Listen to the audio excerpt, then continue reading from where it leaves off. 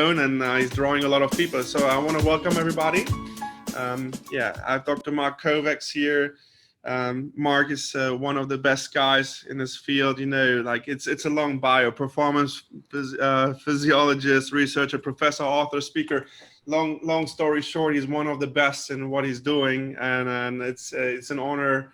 I had Mark at my conference here, the Tennis House conference. Believe it was 2 years ago, and I'm such a big fan of his work because he's not just focused on tennis. You know, it's soccer, basketball, baseball, like everything. And I really think it's amazing to see how all that works together and how you put that into work. And it's just an honor to have you, Mark, here. Thank you for doing this.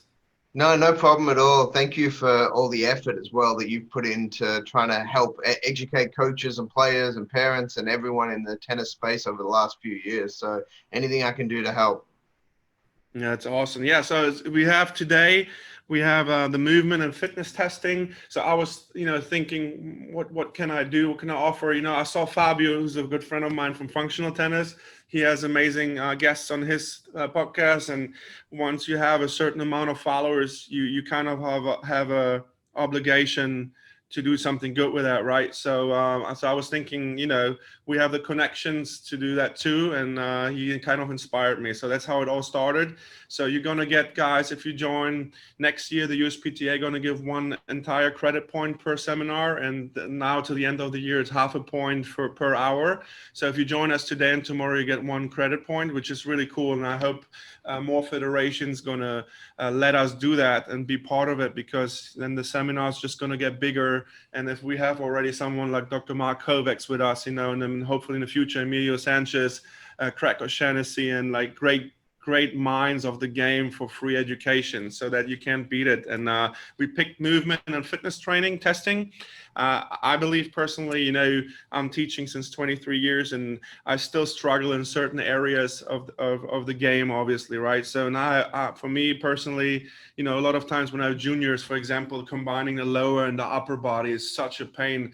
For me, I just don't understand why they can't load properly, and reading all Mark's books and everything. I hope I got a little bit better, but Mark, why? I think, the topic's an interesting one. We spent, decades working on it, and it's still always a work in progress based on new evidence, new research, not only in the tennis space, but in other sports. So what I thought I'd do is maybe I'll share my screen a little bit to start with and go through a few slides just to get people thinking about topics. And then feel free to ask questions in the chat as we go along, because we'll have plenty of time later for questions.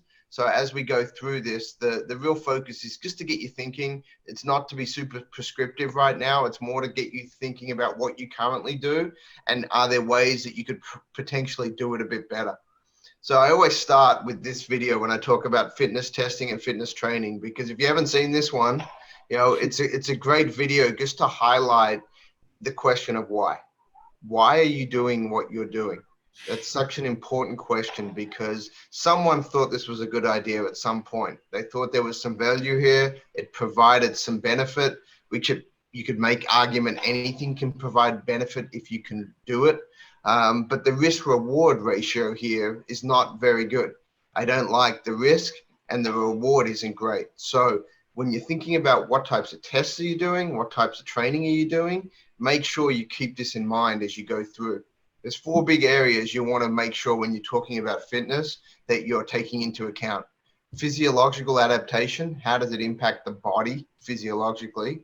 Psychologically, what are you trying to accomplish? A lot of people use fitness to make an athlete tougher, or handle more, or be able to deal with adversity better, things like that. From a standpoint of performance, how are you improving performance? What are you actually working on to make you a better tennis player? And then the 4th is injury prevention.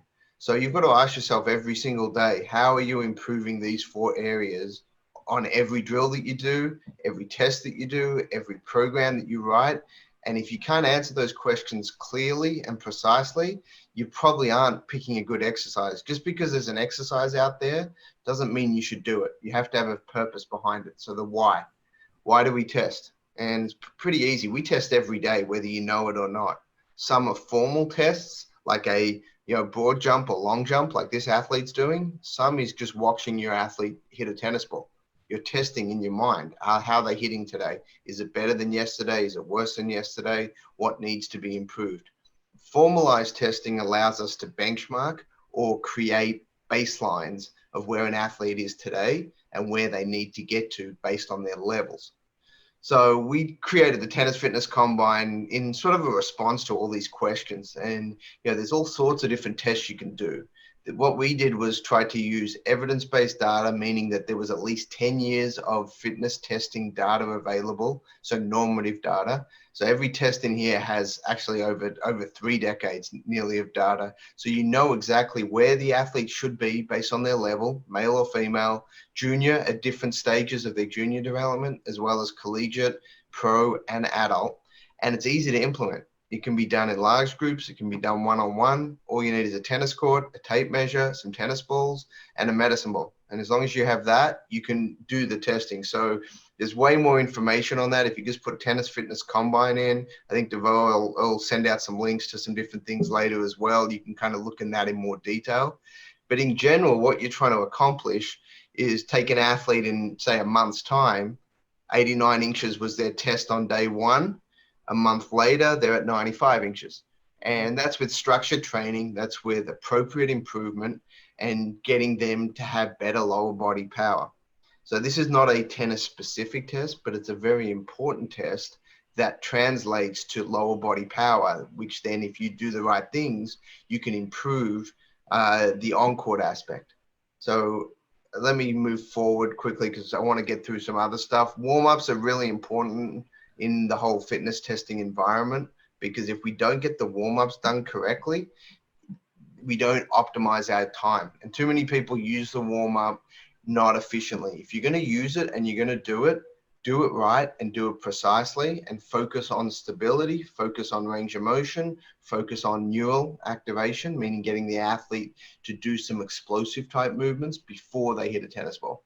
So if you do all those types of things as part of your warm-up, you'll get a much better benefit from that perspective. So it's important to keep that in mind when we're talking fitness testing. So why do we do all this fitness testing? Because we're trying to improve movements like this.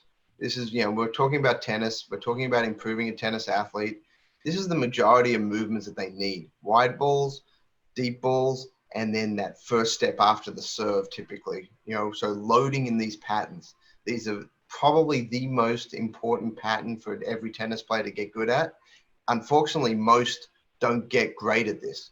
They spend a lot of time doing training, but do they train these movements? And if you're not training these movements every day, pretty much, you're not optimizing the specificity of what we're trying to train for. So general training is important, especially at the younger ages, but you also need to do specific training. And all of these 4 things here are very specific to the movements on court that we want our athletes to get better at. The concept of training equals rehab and rehab equals training is not a new term. This has been around for over 50 years. This concept of every training session is also a rehab session, and every rehab session is also a training session. So although we many times break out injury prevention exercises or injury prevention movements, they're really still part of training. And the goal is to do as much prevention work as you can to avoid having the injuries. And that's really the goal of it all. So I'll give you a quick example. So this is an athlete, this is a college level athlete, was a top junior. And if you can see here, the left and right arm looks pretty different. Notice how the right arm doesn't fully extend. There's a bend in the elbow. And you can kind of see that this, if you see enough tennis players, you know that this is a right-handed tennis player. You don't need to be very investigative to understand that this is a typical adaptation that we see in a right-handed tennis player. Some of it's necessary, but you don't want it to get extreme. If you have an extreme inability to straighten, that's potentially problematic. In this example here, this is a test actually from the Fitness Combine, and you can see here that the athlete with the photo on the right, if you see the left arm elbow is low, right elbow is high, that's measuring internal rotation at the left shoulder.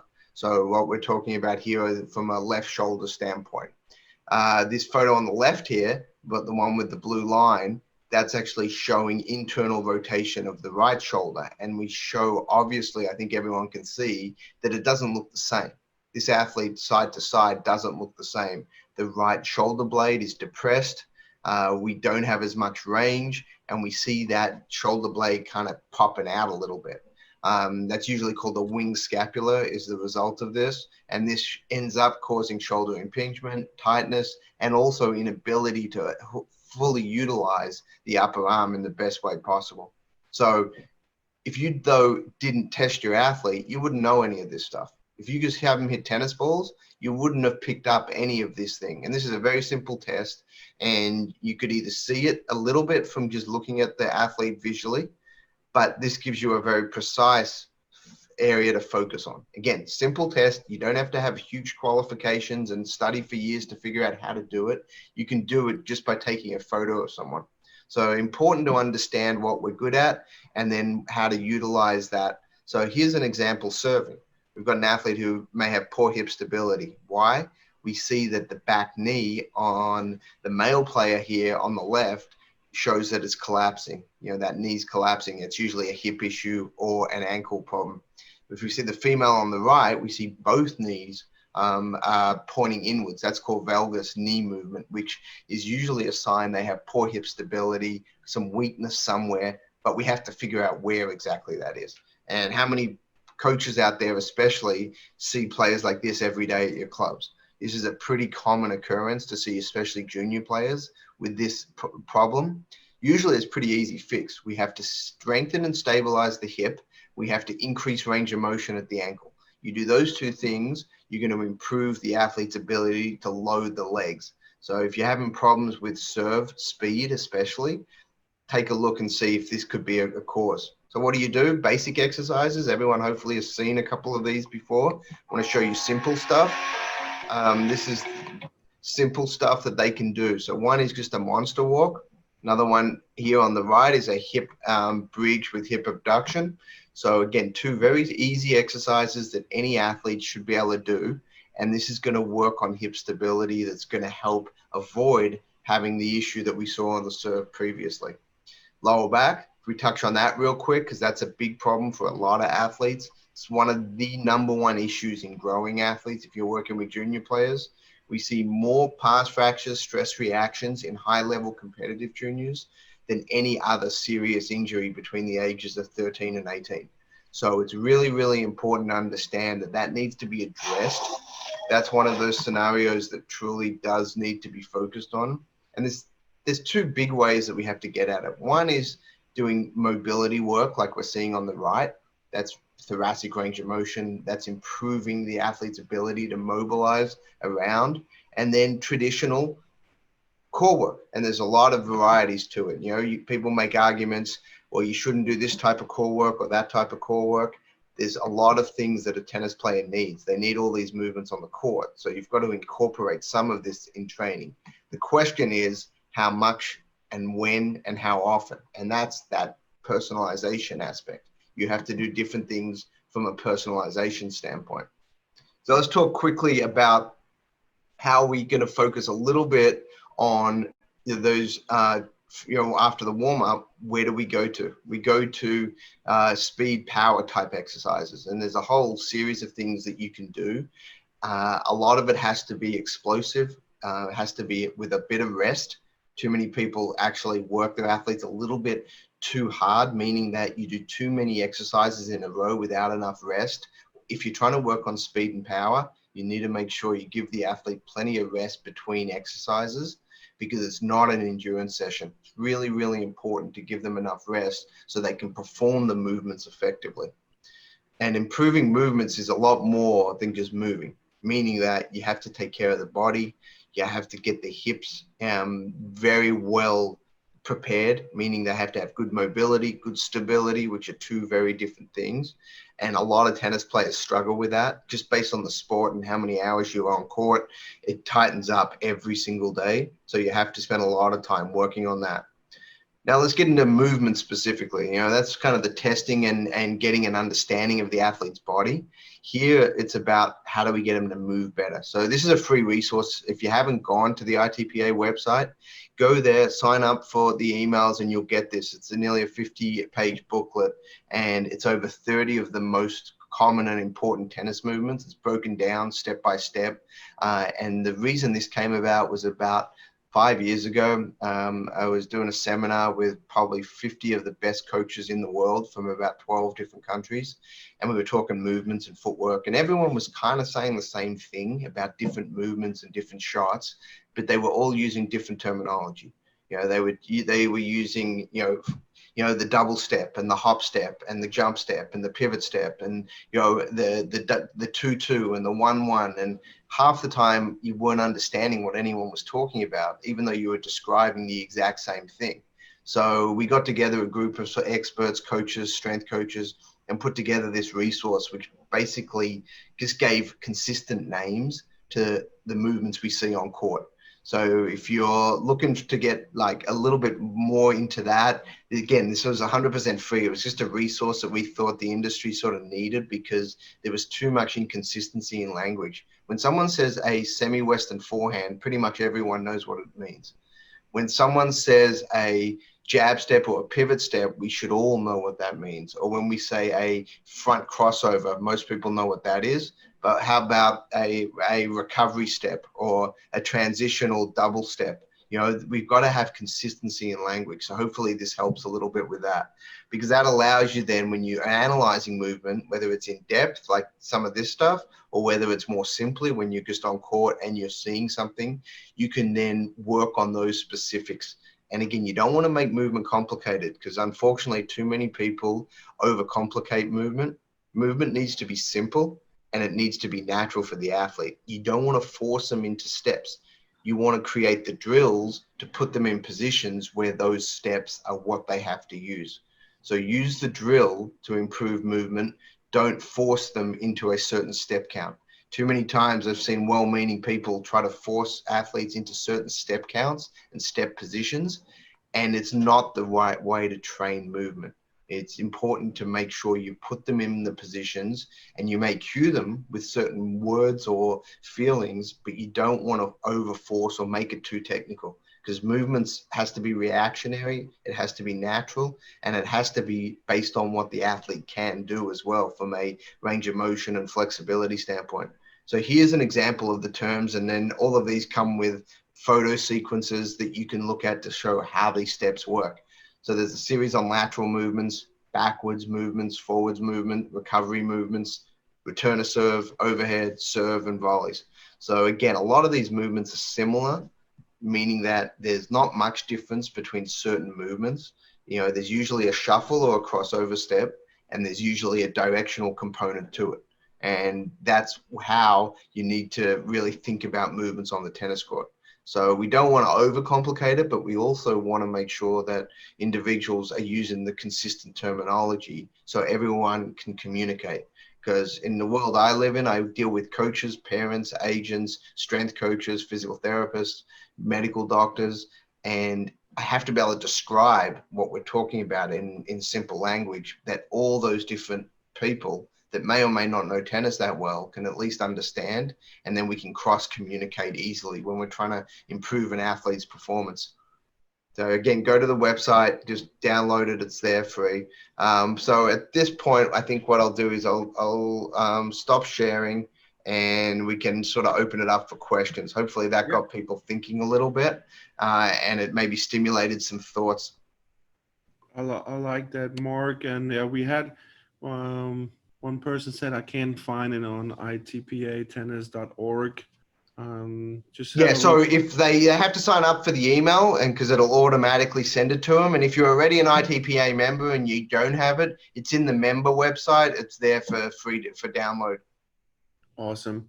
Yeah, all right, guys. So yeah, fire the questions. I have Nicholas Bennett. He's like, is there a good book Mark recommends for coaches to use? Obviously, Mark wrote a lot of books, so maybe one of yours. I mean, I read most of them, and yeah, I love the way you write it. It's easy. You play tennis, so I think that's so important. You've been a successful tennis player in college, and that is so important for me. When I read something, you put it into writing where a coach can understand that, or a player, right? There's so much things out there where I just, I mean, I studied sports science, so I understand the terms, but too many books are out there with these professional terms, and they just feel that, that's what I love. That's what I love about your books. It's easy to read and full of knowledge.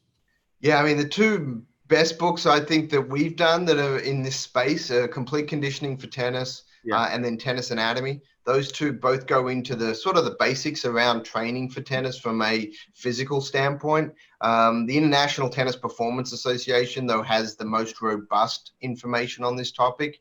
It has, hundreds of hours of education. So if you really want to get deeper into it and go through protocols, progressions, how to apply it, all of that, I would take a look at the ITPA materials as well.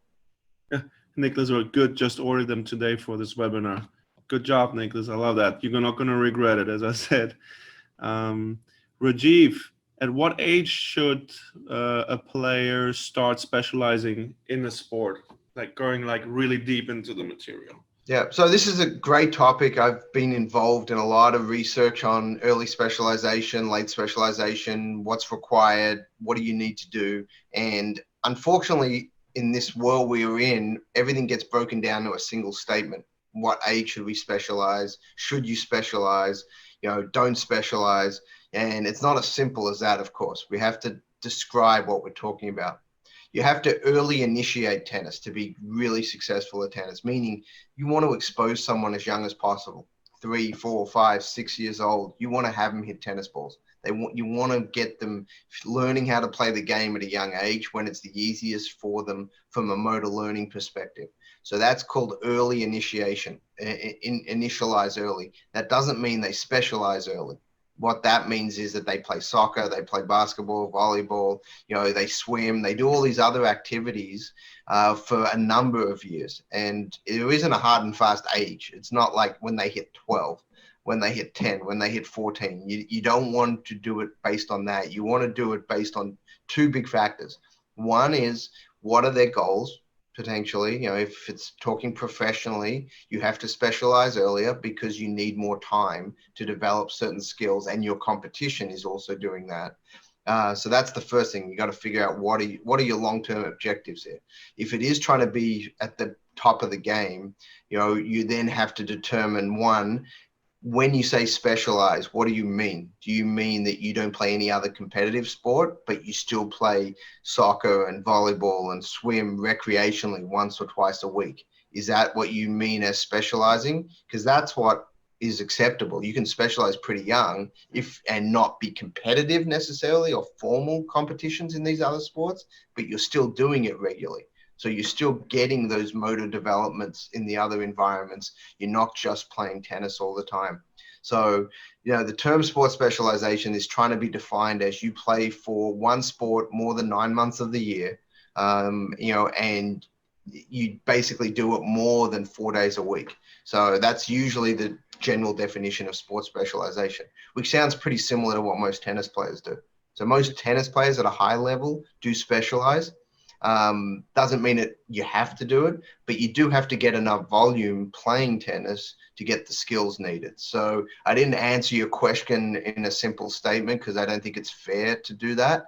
You have to look at it case by case, and then also ask yourself, if you do specialize early, which is not necessarily wrong or bad or a negative, but if you do specialize early, you have to then make sure that the athlete's getting the right physical skills in other areas as part of that specialization. And they also have to have enough time off throughout the year so they don't burn out physically, mentally, or emotionally. So it doesn't mean you can't specialize early. It just may mean you have to structure your program. And I work with a lot of athletes that specialize really young. And we talk about how do you do it right so you don't overdo it. And it truly is a case by case based on the genetics of the athlete predominantly. Workload is a huge aspect of this, and certain athletes can handle super high workload. Some athletes can't handle the same amount of workload, and it's not fair to put the same workload on each athlete. No, that's good. That's important. Um, let's go. I got a message. Can you please ask when is when the open stance is used? Sometimes in attacking shots, I see top players attack with an open stance, and sometimes with an normal stance. Where on the court do we use each, please? Sure. So open stance is a time issue normally, meaning that the less time you have, the more likely you're going to hit open stance in most scenarios. So again, it comes down to preference of leg as well. Let's say I'm a right-hander and I'm hitting a forehand. If my right leg is stable and strong, I'm more comfortable hitting an open stance because that's the strength leg and that's the environment that I feel comfortable in. If my left leg's stronger, more stable, I'm more likely to hit more of a square stance or a closed stance more often because I want to put more force through that leg. So that has a lot to do with it without people even realizing it. It's you self-select as a player, the leg that you feel more comfortable loading off. So that's one aspect to it. When and where to do it, I've never ever forced an athlete into an open stance or a closed stance. You want to see what's natural for them, and then you want to typically have it more closed or square or semi-open if they have some time. And if they don't have time, then they'll usually have to go into an open stance. So I wouldn't overcoach the stances. It's one of those things that, again, it takes that natural aspect of movement and hitting out. And you want to make sure you're not getting in the way as a coach. Too many times coaches overcoach and force an athlete out of what's most natural for them. So in general, the simple answer to the question is both are acceptable depending on the ball that's coming to you, the pace that is coming, and how much time the athlete has. All right, Mark. I'm sorry, I'm just getting a couple of messages. They can't go, they can't join. So I just send a couple of links more out. We're gonna have a couple more people joining. Um, here I was reading something about internal shoulder rotation. Let's go take that one. Thomas Koroniak, what can I do against internal shoulder rotation tightness? So yeah, there's a lot of things you can do. I mean, if you've heard of the thing, a couple of things called the sleeper stretch, internal rotation stretching, that's typically what you will start with. Thoracic mobility is another area that you've got to work on if you've got internal rotation tightness. So there's a lot of information out there, but if the simplest thing is look up a sleeper stretch, look up internal shoulder rotation stretching. We have a lot of resources on that topic. But again, it's the goal is to be on a structured program for it that you do regularly. Doing it once a week is not going to do anything. The reason is every time you hit a tennis ball, your shoulder actually, the internal rotation aspect tightens up. Every time you hit a serve, it's a natural adaptation, which a little bit of stability or tightness is good.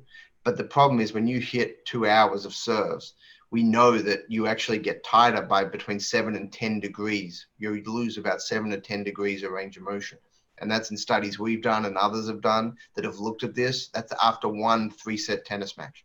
So we know that over time, you get this decrease that continues year after year after year. So you have to reverse that. And you have to do quite a lot of stretching to just make up for what's happening during playing. Mark, I have a question. What about like 70% of our shots are internal rotation? Like if you go like serving forehands, right, in tennis, kind of. So, I was reading a lot. Some people say like, yeah, you just have to stretch. I mean, we are stronger in the front, obviously, right? So we have to work on the decelerators. So, but you can't forget about the front either, right? You can't just start to strengthen the back and then forget about the front, right? I just wanted to bring that up. Is that? Yeah, no, you're total. There's a couple aspects to what you brought up, a really good point. Because we hit forehands and serves so much, we actually are very strong in our internal rotation strength, but we're tight. So we have limited range of motion. So we're strong, but tight. Whereas the decelerators or external rotation, which is kind of that movement when we go from here to here, that is actually very tight, but quite a bit, so from that standpoint, but from that, it's tight. It's got good range, but it's weak. So it's the reverse. So we have to work on the reverse. But that doesn't mean we don't work on the other parts. It's just like, if you've got a great forehand, you need to work more on your backhand. but we're still going to work on the forehand. Same concept, that just because it's more natural for certain areas to be stronger doesn't mean we still don't want to strengthen them. We just don't want a big discrepancy. That's the big concern. And early on in the program, you actually may not work on strengthening the internal rotators because you've got such a big discrepancy. You've got to build up. If this is the difference, we want to build this up to about there before we start working back up, and then we hopefully can go up together. That's a good point. That's good for me to know as well with my students I'm working with.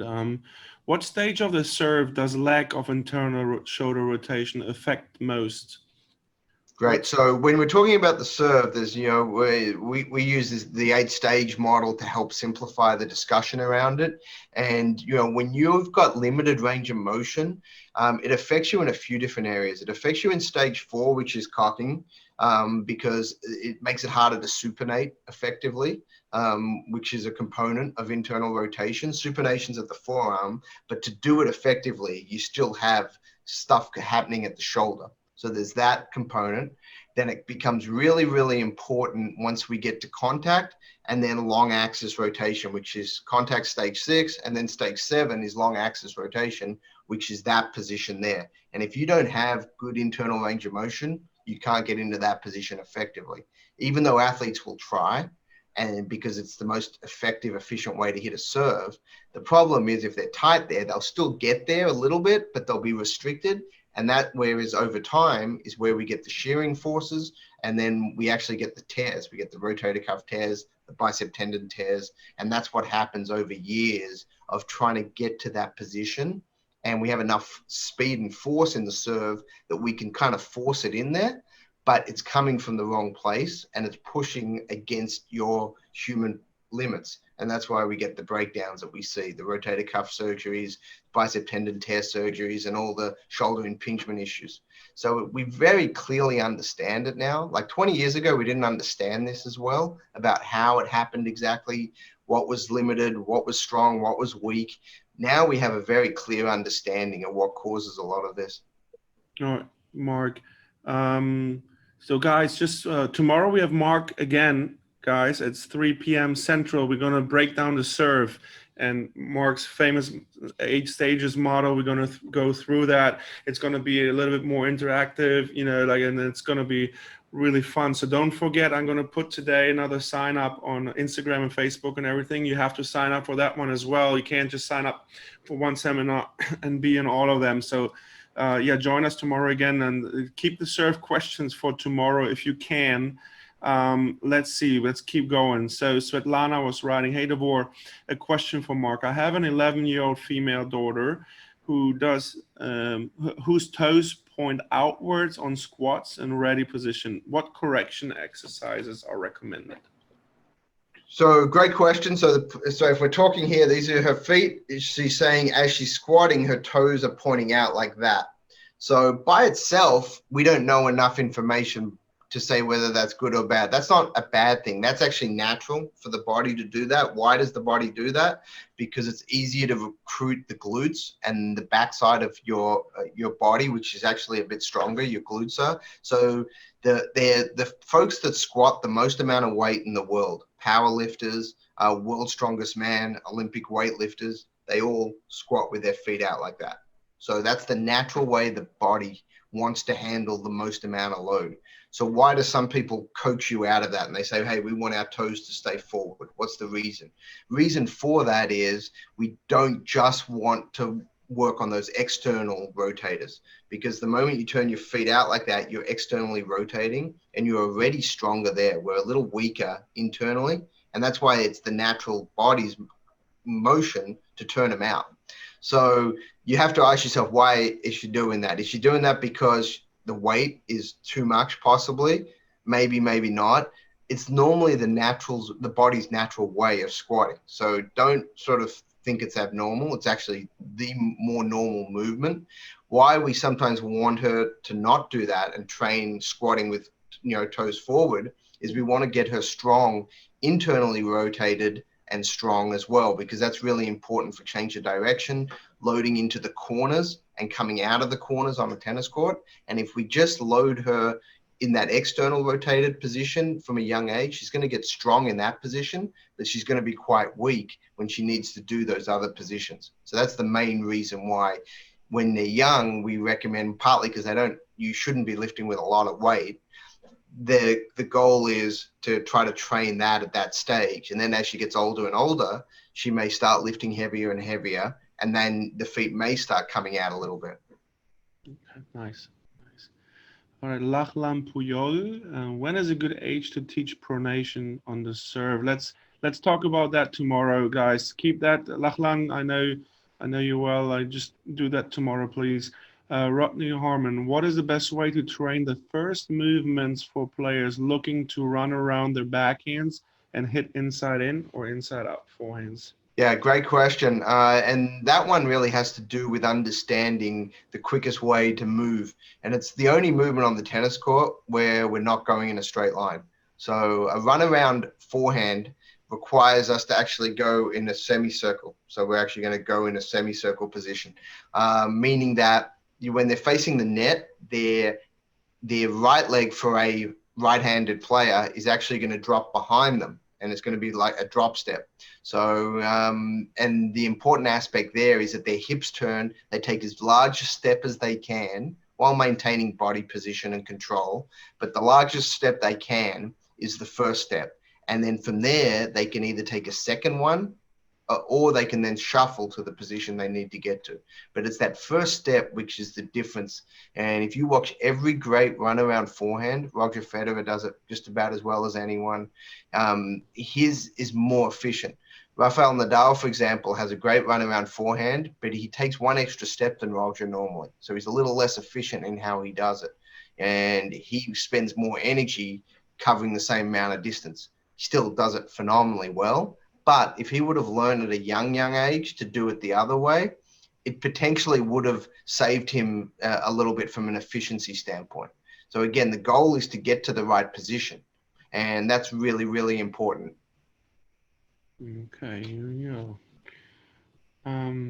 Rajiv is asking, I've noticed some coaches locally are teaching all their kids to kick their rear leg back on ground strokes. Like Bob Lutz and his approach shot. When is such a move appropriate other than an approach shot using close stance? Yeah, great question. So teaching a finish is style. I talk a lot about what's a style and what's a fundamental. And there are some biomechanical reasons why your leg will kick back. It's a counter movement, so you don't pretty much fall flat on the face and hit the ground. However, there's zero reason to teach it.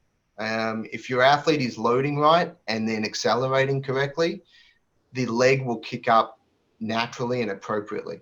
So teaching the finish is pretty inefficient and actually can usually create some bad motor patterns many times because the athlete's worried about the finish, which has nothing to do with contact. So be careful about over focusing on style and make sure you're teaching fundamentals. So some people may be doing that to try to get them to change something earlier in the motion by chance that causes, and that by finishing that way, you may get lucky and they may change something earlier. But I always try to teach loading better and then acceleration. If you do those two things, the finish will always be correct because the body position is in the right spot. If you're teaching the finish, you're teaching in a reverse order of what's happening. So you aren't actually teaching the stroke. So hopefully that answers that. But every person that loads right and accelerates right is going to finish correctly. Okay, that's a good point. And then another question from Nicholas Bennett. Makes me nervous having not been certified as a personal trainer or physical therapist. I want to be able to help my players. Can we effectively help them with the books, Mark? Like you mentioned, that's one point. Just quickly, Mark. At the beginning of my career, like I was like scared as well. Like to work on kids with something, and if you really dive into it, and it's like having with the doctor that has a surgery, someone who had the same surgery 10,000 times, going to see certain things, right? So like you have to jump into it and then help your players as much as you can and learn from that. It's my opinion. I just wanted to throw that out because I went through the same thought process 10 years ago. but now I feel like very comfortable doing that. Yeah, no, you got to stay in your scope. If you're a tennis coach, I assume that was a tennis coach asking that question. You don't want to get into the world of physical therapy. You don't want to get into the world of advanced strength and conditioning. That's not what you're trained for, and there are experts that do that. What you do want to know is have enough knowledge that, one, you know concepts, two, that you can talk to the strength coach and the physical therapist about your player and making sure you guys are on the same page about what you're working on. So the International Tennis Performance Association is the right resource for that. And if you're a tennis coach, start with the Tennis Performance Trainer certification. That's why it was designed. It was designed especially for tennis coaches to get a knowledge in all these areas: strength training, movement training, fitness testing, injury rehab, periodization, planning, nutrition, all these areas that a coach needs to be aware of, but doesn't need to be the expert in. So hopefully that helps, because the worst thing you can do is try to do something that you're really not proficient in. You just because, you read a book on heart surgery doesn't mean you're going to perform heart surgery. You're going to get the cardiologist to do that, and the heart surgeon to do that. Same thing in this space, especially if you're working with really high level players, because the precise aspect of training becomes really, really important. So Mark, so I know you work with a lot of universities and their coaches, and you educate their strength and conditioning coaches and tennis specifically. So all the head coaches and the coaches, like they as you said, right, they know enough to communicate with you, but in the end of the day, you're working with that strength and conditioning coach at that university, for example, and then they get that tennis specific from you. Yeah, no, 100%. I mean, it's really, really important to make sure that the knowledge is shared, people understand their roles, and then because the goal is to make the players better. And that's really all this is. This is about understanding the components. Like, it's the same at the pro level. They have larger teams many times. Sometimes there's 6, 8 people in these discussions: massage therapist, physical therapist, medical doctor, agent, parent, coach, strength coach, and they all have to make sure they understand what they're trying to do to help that player succeed. Okay. Let's go. No more David. Can you talk about? Let's see. What do we have here? Curious. Have you the thoughts on this program? No, wait. I saw something earlier. I wanted to take on. Give me 1 second, guys. Oh, could you please post the books again? I didn't get the second one, guys. I'm gonna send you an email tonight with every single link Mark is sending me and every book recommendations, and I'm gonna write you guys a nice email later where you get all the information on the books and everything. So I just posted a few links if folks want to go, and you can put those into your browser, just save them and then kind of look through. There's a lot of resources at the Kovacs Institute and Kovacs Academy, and you can kind of see what's out there. Alexei asking, how many approximately static stretching sessions should a tennis player do per week? And what is the advantage of static stretches or overactive isolated stretches? Yeah, so stretching is an interesting topic. It's simple in some respects. You want to get certain areas of the body to have more mobility, and mobility is usually through motion. But if an individual has limited range, it's hard to get them mobile in a limited range. So normally the way I suggest it is static stretching is a little bit easier for most people to do because you're usually on the ground or you're doing it in a static position, which means you're not moving. So you can do it multiple times throughout the day. You usually don't get super sweaty doing it. So you can do it in smaller increments throughout the day and get some range of motion benefits. Dynamic stretching or active stretching, which is different than active isolated stretching. Active isolated stretching is actually a stretching technique where you hold a stretch for approximately 2 seconds and then you release it, and then you go further and release it, and you do it usually somewhere about 10 times. And that's a form of stretching that is quite difficult for some people because you got to push close to your limits. So it increases range, which is a good thing. So stretching becomes a little complicated like that. The biggest thing you want to remember is dynamic stretching or your dynamic warm-ups should be done predominantly before activity, and then static stretching should be done after your activity or at a time later in the day when you're not having to then perform speed, strength, power activities after it.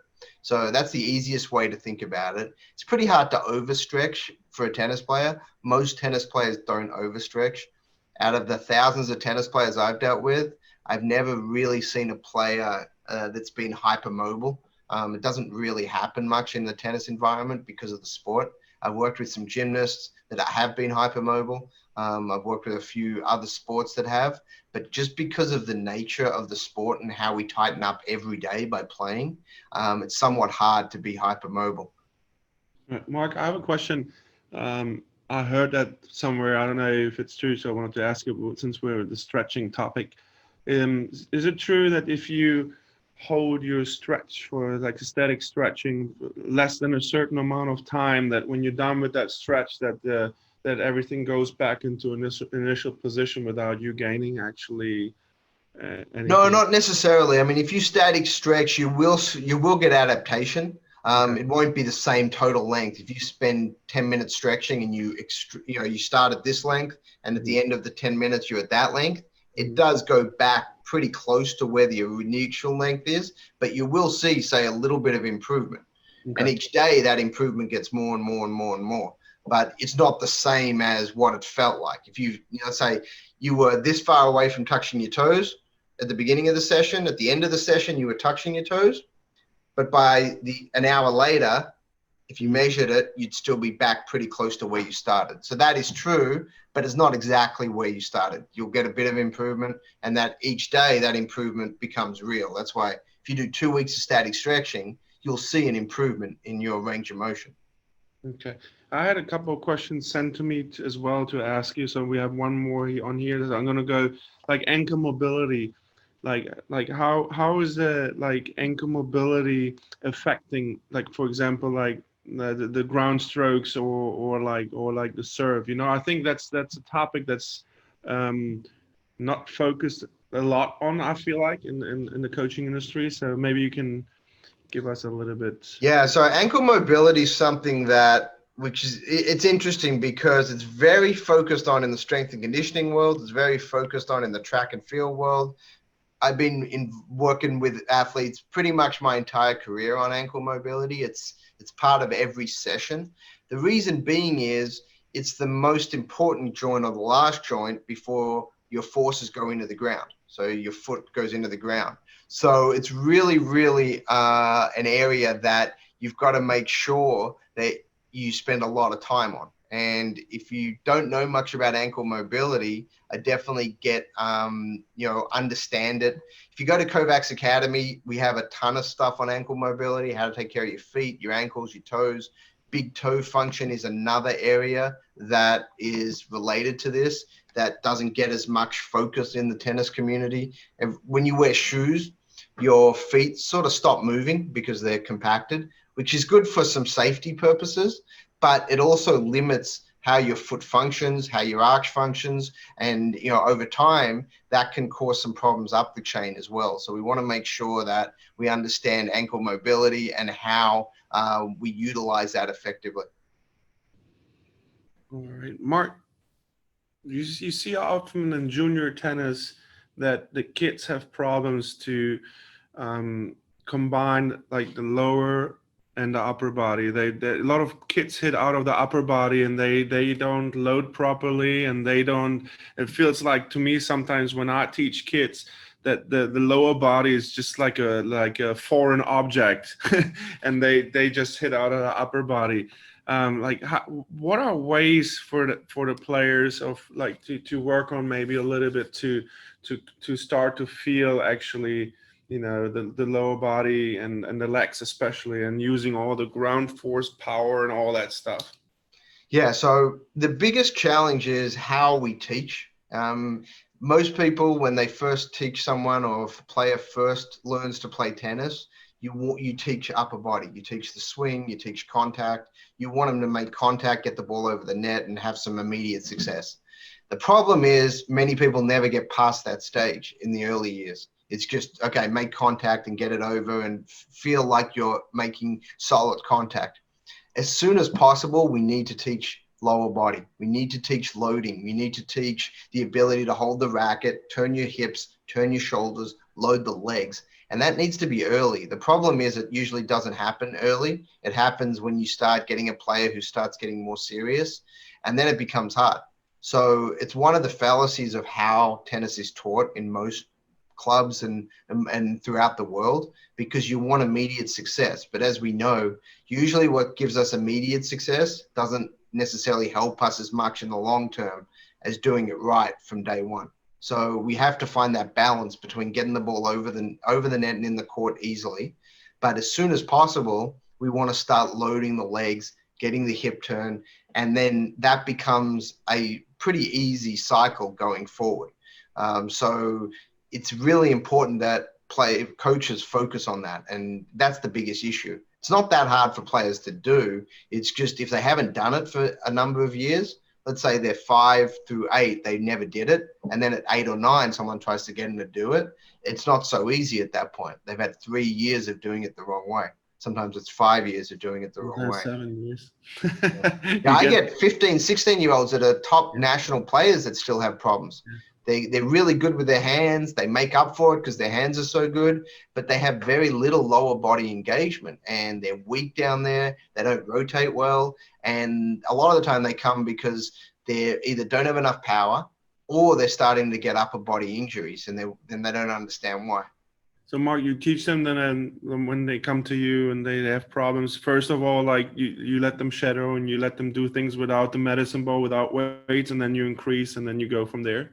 Yeah, and a lot of it is tied into their hitting sessions. It's not, hey, everything we do in the gym is by itself and then you go hit. It's, hey, we teach the movement, and then we have progressions where you make sure that you're hitting 10 balls, then doing 5 band exercises or med ball drills or something, and then you hit another 10 balls, and you try to train the cycle. It's the best way for them to learn, because how often do we have these athletes, and especially at the higher levels, you see it a lot, where they do really well with med balls in the weight room, they load phenomenally well, and then they go back on the court and they don't look any different. And coaches get frustrated. They're like, well, they're doing all this gym work. I want them to get rotational power better. I want them to load their legs better. And then 3 months later, they don't seem to have improved much on court. And that's usually, there's just no transfer. They're putting in the work, they're putting in the time. The program design just isn't optimized. So is that the integrated approach then, right? To Exactly. like, yeah. All right. Let's keep going with a couple. Let's go with guys. We have like 5 to 8 more minutes. Maybe let's get like the last questions in here. Is there any exercise to fix knees that are getting close to each other when squatting? Yeah, so that's a similar issue to what we saw on those serves that the players' knees were collapsing. That's the same kind of discussion. Normally, it's a hip strength stability issue, or it's an ankle mobility issue, or a lot of the time it's both. Their ankles are stiff and they have no range, so you can't get in the right position, and as a result, the knee collapses in. And the hips aren't strong enough or stable enough to load, so the knee collapses, because that's the easiest way for the body to do the movement you're asking. So if you have players that have that, nearly always it's a physical issue. Sometimes it's easy just to say don't do it and correct it technically, but nearly always the reason they're doing it is because it's easier for them, it's more comfortable for them. All right. What are the weakest muscles a tennis player usually has? Yeah, great question. So we have a very clean picture of tennis players because the sport is, you hit thousands of hours, so you have these adaptations that occur. Internal shoulder rotation is strong.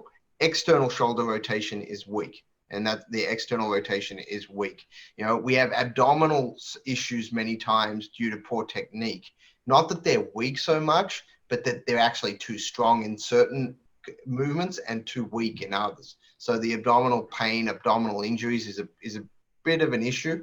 Lower back is one of the concerns for tennis players. Normally, lower back problems are a result of hamstring tightness, weak glutes, so the muscle in the glutes, because tennis players are very quad dominant. How many times does a coach say, get low, bend your knees, be in your athletic position, get on the balls of your feet. Every one of those cues pushes the weight into the quads, and that's what makes a tennis player very quad dominant. So that's not necessarily a negative. That's how you got to play the sport. We're not saying any of those cues are wrong. The problem is the glutes don't work very well in those positions. They're not the prime movers in those positions. So we need to strengthen the glutes, because every time the force goes into the ground, though, the glutes do play a big role. And so majority of the time, the quads are overdeveloped. The backside of the body, you'll hear the term posterior chain, which is glutes, hamstrings, calves, the backside of the body, and the lower back. That's all sort of connected. And that's why we get so many challenges with the back.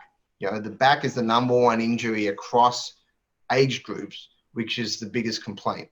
Juniors, college, pro, adult. Lower back is where we get the majority of the complaints. You also get knee problems and shoulder problems, of course, but lower back is a big challenge because of that. So if you fix the posterior chain, strengthen those muscles that are naturally weakened because of how we coach and how we want our athletes to play sometimes, it corrects a lot of that. All right. Mark, the last 3 questions we're going to take. All right. So any exercises to get the hips firing on ground strokes? Yeah, so when you say hips firing, I'm not exactly sure what you mean, because it could be rotational firing like that way, but it could also be forward and back. So it depends a bit on what you mean by hips firing. Let's take the rotational a little bit, because probably on the ground, might be. Yep. So yeah, if you're talking about like a rotational movement, so you start and then you release, you have to start, and that's where most people struggle. They don't load right. So we call stage 3, which is loading of the forehand, let's say, or the backhand, is you have to load enough and you have to store enough energy to be able to release it. It's a very simple physics concept. For every action, we have an equal and opposite reaction. So if we want to accelerate into the ball, we have to store first. And most of the time, the issue is people aren't storing. And it's a very simple fix.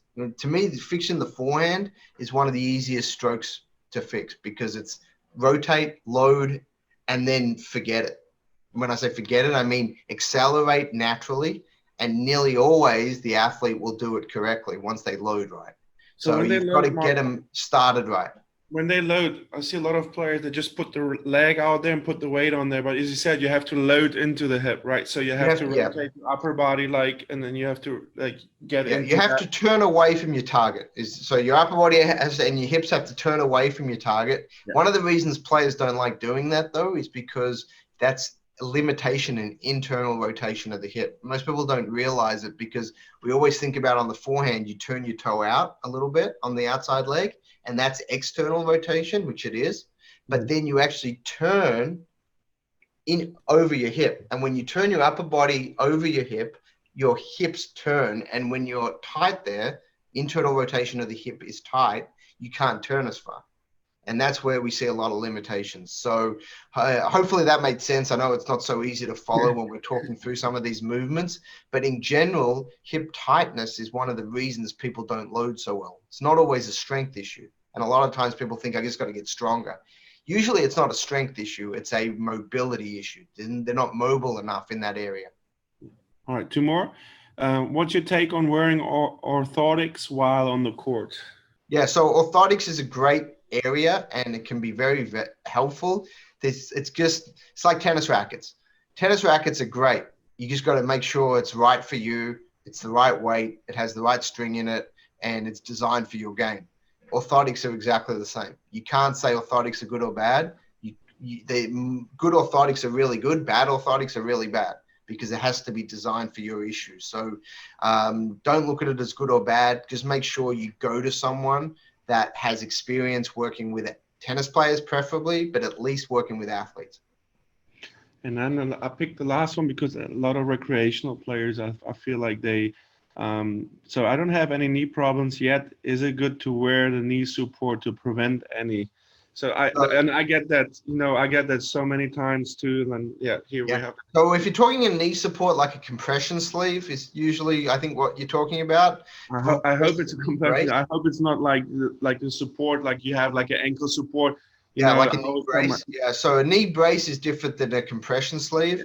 Both of them actually don't prevent injuries. So don't wear those thinking you're going to prevent an injury.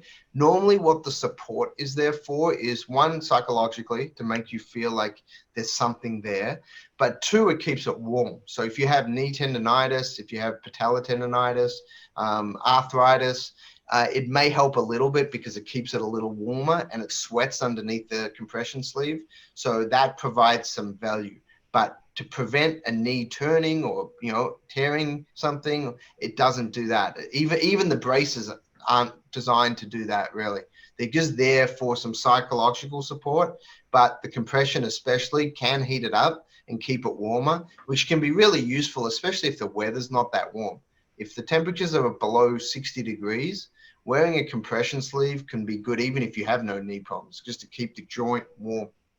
I like that one. Well, Mark, all right. So that was amazing. I can't thank you enough. We got like amazing feedback already. Guys, just a reminder, so it's going to be a series of 20, 30, 40 webinars. And everybody who signed up for the webinars, you always get the material from the presenters and even the one that signed up in the past. So you get everything you need. Mark has amazing stuff. And tomorrow, you do not want to miss the serve biomechanically, like broken down the 8 stages.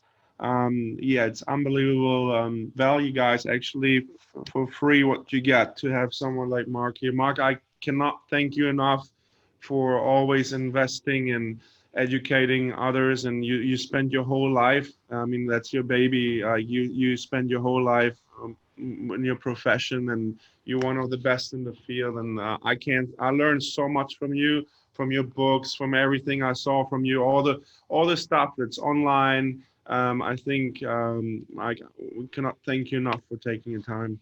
No, thanks for organizing it. I know it's a